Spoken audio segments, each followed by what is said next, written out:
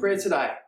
I want to begin by reading one of the more outlandish statements you might come across in the Bible, although not an uncommon one. It comes on Jesus' lips in Matthew chapter 22, and he says this, "And whatever you ask in prayer, you will receive if you have faith."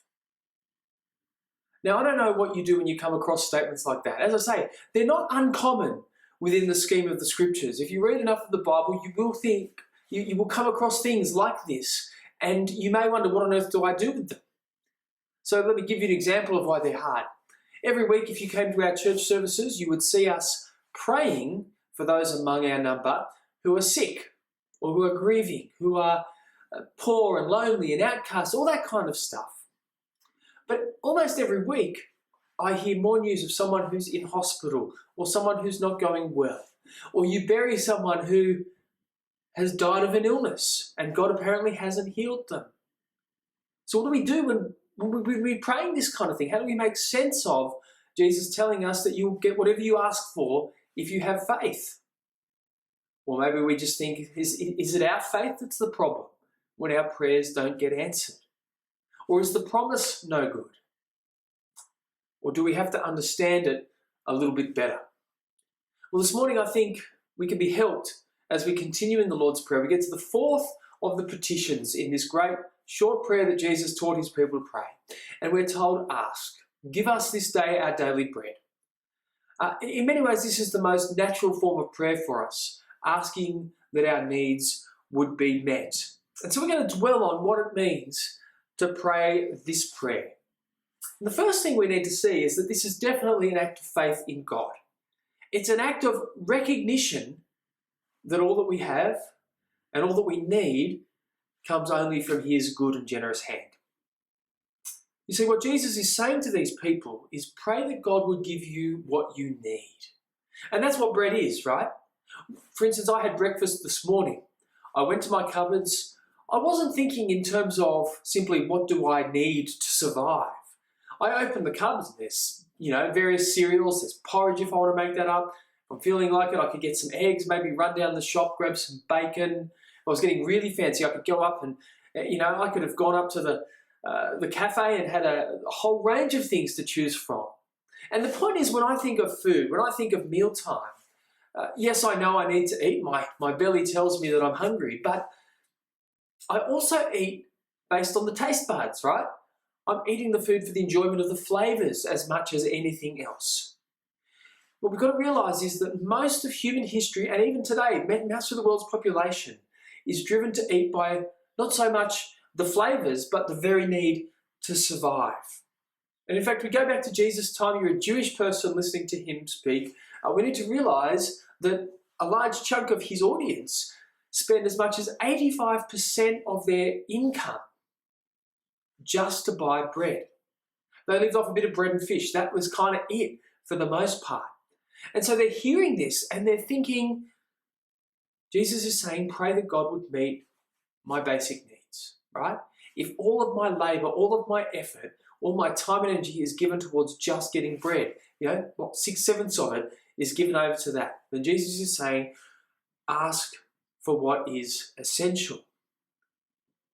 Now, we also need to remember though, again, put yourself in the place of a Jewish person standing in that audience, not only asking for what they needed to survive, but they have a story ringing in the back of their heads that shows that God can and has done this for them in the past. Because if you read the book of Exodus, what we find there is God brings his people out of Egypt. They're in slavery. He brings them out into the desert. He gives them the law, but then they rebel. And they spend, as a result of their rebellion, 40 years wandering in the desert. And you think, a whole nation coming out, potentially as many as 2.5 million people. So the population of Brisbane wandering around in the desert, you can't feed people for 40 years by farming there, can you? It's the desert, right? There's nothing. And the only way they would eat is if God miraculously provided for their needs, which he would, because he gives them bread. And he says to them, every single day, 6 days of the week, you will go out and you will pick up this stuff, this manna, which was a bread kind of thing. and you will take as much as you need for the day, and you'll eat it. And then at the end of the day, if there is any left, you'll throw it away. And you'll do this every single day except on the sixth day, where you'll grab enough for 2 days and you'll have the rest of the Sabbath, and you'll get enough for 2 days and throw it out at the end of the second day. And the people did this every single day for 40 years. And every single day was a reminder to them that they only lived because God provided. Right? They were only going to eat that day if they looked out of their tents in the morning and God had given them the manna that he had promised. Now we need to realize Jesus is telling us we're just as reliant now. Even if it might look less spectacular, we rely on Jesus every bit as much for our daily needs as those people did as they wandered in the desert, and as those people did who Jesus is talking to as he gives them this prayer. Right? It's going to look less spectacular, sure. I imagine so, because most of us, we pull out the wallet, we tap away at the card, we buy the food we need, and we have an abundance.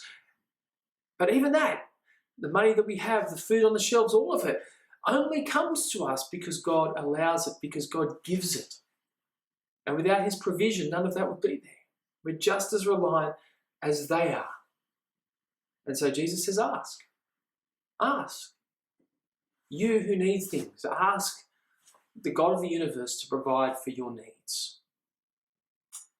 Now, there are two helpful things that we need to draw out of the Lord's Prayer as we do that, as we ask, as Jesus has told us. And the first of those is that we can be confident in the power of God. And in particular, we're confident because he beckons us to come to him as Father. You remember that's how Jesus starts this prayer, our Father in heaven. And we're relating not to just some distant, removed, indifferent deity who doesn't really particularly care. It's not like the capricious Greek or Roman gods who were constantly at war and we were caught in the middle. No, this is a father caring for his children. That's the promise. And as human parents, if you've got kids, don't you want the best for them? You think of Jesus in Luke 11. He says, in verses 11 to 13, that, you human parents, you know how to give what's good. If your child asks for a bit of bread, you're not going to give them a stone, right? You're going to give them what they need. You're going to give them good gifts. So how much more, Jesus says, can we rely upon the goodness of our Father in heaven to provide for our needs? How much more can we know that he will give us what we need and what is good, that he cares for us? Now that should give us huge confidence as we come to him. Huge confidence. Because we can come at him with any and every request that we have, knowing that we have a Father in heaven who longs to give us good things. Who longs to give us good things. We can come confidently praying that he would give us the things we need. But we do that secondly. A second thing we need to pull out is that we ask in humility. We're confident in the power of God, but we're humble before our awesome God. And this really matters. Because you think of the promise in Matthew 22, ask whatever you want, and you'll get it if you have faith. Well, how do we make sense of that? How do we make sense of that? We remember who we're praying to. Our Heavenly Father. He's not the genie of the lamp. Wouldn't we all like a genie of the lamp? Rub it, genie pops out, grants us our wishes, does everything we want. Well, that's not God. God doesn't exist to bend to our will. God doesn't exist to serve us as if we're the center of the universe, no matter how much we want to make ourselves that sometimes. No, he's the God of the universe. We come to him and ask because he spoke all of this into being. He's in utter control of it. And we exist. We exist to do his will. We exist to honour him, not the other way around. Yet he still gives good gifts. And so we can come in humility and ask for good gifts.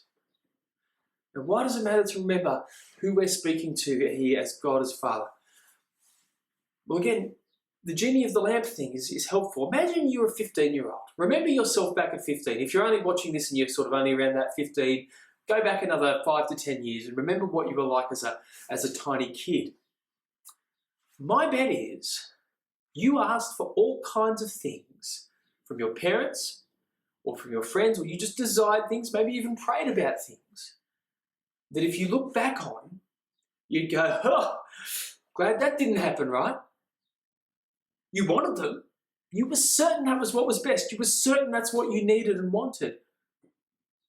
But you can look back with the benefit of age and wisdom and hindsight and say, you know what, if I was a 15-year-old with the genie and I'd rubbed the lamp and gotten everything I wanted, that would have been an utter disaster. It would have been for you as well, I'm sure. Why? Because we're kids, right? We don't know. You don't know at 15 what you actually need.